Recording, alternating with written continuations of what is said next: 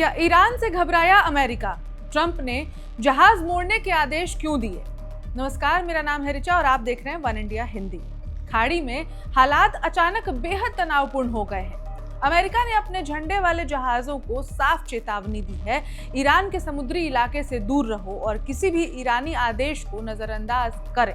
वजह साफ है, वॉशिंगटन को डर है कि ईरान किसी अमेरिकी जहाज को पकड़कर बड़ा टकराव खड़ा कर सकता है। दुनिया की तेल नस कहलाने वाला हार्मुज जलद मरुमध्य अब जंग के मोर्चे जैसा बनता दिख रहा है।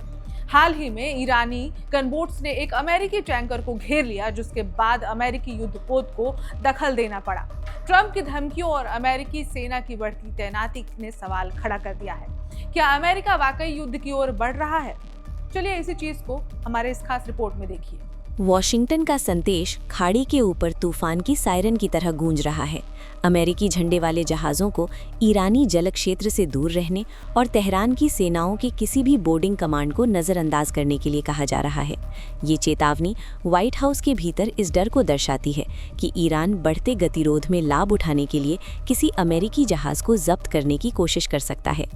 होर्मुज जलद मरुमध्य दुनिया के 5वें हिस्से के तेल ले जाने वाली संकरी धमनी अचानक एक अग्रिम पंक्ति की तरह महसूस होने लगी है। हर रडार ब्लिप, हर रेडियो कॉल अब एक चिंगारी का जोखिम उठाती है जो एक क्षेत्रीय युद्ध को भड़का सकती है। ये खतरा इस सप्ताह तब चर्चा में आया जब अमेरिकी झंडे वाले टैंकर स्टेना इम्पेरेटिव का ओमान के उत्तर से गुजरते समय ईरानी रेवोल्यूशनरी गार्ड की 3 जोड़ी नौकाओं द्वारा पीछा किया गया। हथियारबंद चालक दल ने VHF रेडियो पर जहाज को रोकने की मांग करते हुए पुकारने की कोशिश की। कप्तान ने अपना रास्ता नहीं बदला और आदेश को मानने से इनकार कर दिया, क्योंकि एक अमेरिकी युद्धपोत टैंकर को सुरक्षा के लिए एस्कॉर्ट करने के लिए वहां पहुंच गया था। ब्रिटिश समुद्री निगरानीकर्ताओं ने तनावपूर्ण मुठभेड़ की पुष्टि की और यूके मैरीटाइम ट्रेड ऑपरेशंस ने जांच शुरू की। ईरानी मीडिया ने बाद में दावा किया कि जहाज बिना परमिट के उनके जलक्षेत्र में भटक गया था और जोर देकर कहा कि वह बिना किसी विशेष सुरक्षा घटना के निकल गया। वॉशिंगटन इस संस्करण पर खुले तौर पर संदेह करता है। इस घटना के पीछे कूटनीतिक चालों का एक व्यापक खेल है। रेवोल्यूशनरी गार्ड्स के वरिष्ठ कमांडरों ने कुछ ही दिन पहले चेतावनी दी थी कि यदि संयुक्त राज्य अमेरिका हमले करता है तो वे होर्मुज जलद मरुमध्य को पूरी तरह से बंद कर सकते हैं। तेहरान इस जलमार्ग को अपने अंतिम दबाव कार्ड के रूप में देखता है। दुनिया इसे एक आर्थिक जीवन रेखा के रूप में देखती है।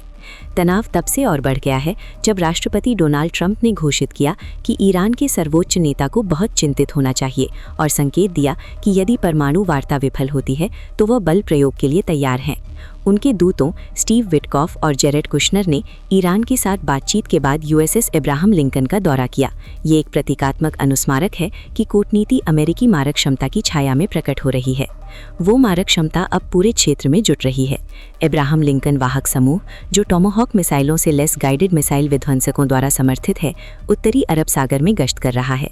लड़ाकू विमानों से लेकर निगरानी ड्रोन और ईंधन भरने वाले विमानों तक दर्जनों अमेरिकी विमान कतर के अल उदैद जैसे ठिकानों पर पहुंच चुके हैं। रक्षा अधिकारियों का कहना है कि ये तैनाती अमलों के लिए एक ढांचा तैयार करती है, हालांकि अभी तक कोई अंतिम आदेश नहीं दिया गया है। ट्रंप की ओर से ईरानी लोगों को दिए गए संदेश, नए स्क्वाड्रनों के उपग्रह चित्र और नवीनतम नौसैनिक टकराव सभी एक ही दिशा में इशारा करते हैं। उल्टी गणति पहले ही शुरू हो चुकी होगी। वॉशिंगटन से तेहरान तक गूंजता सवाल बिल्कुल स्पष्ट है। क्या ये सैन्य निवारण है या युद्ध की ओर बढ़ता अंतिम कदम?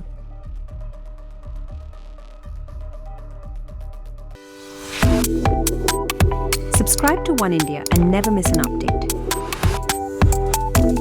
Download the One India app now.